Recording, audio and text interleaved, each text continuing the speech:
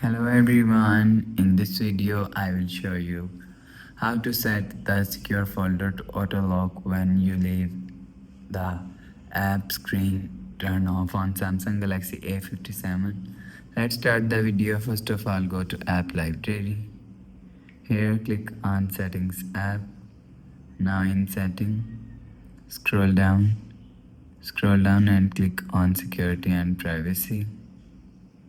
After click on security and privacy, scroll down and click on more security settings. After click on more security settings, click on secure folder. After click on secure folder, click on notifications. After click on notifications, go back and click on auto lock secure folder.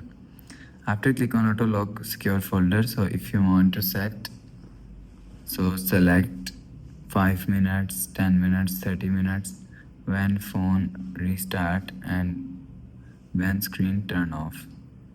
So after select, go back to home screen. So that's how you can set the secure folder to auto lock when you leave the app screen turn off on Samsung Galaxy A57. If you like the video, please subscribe. Thanks for watching.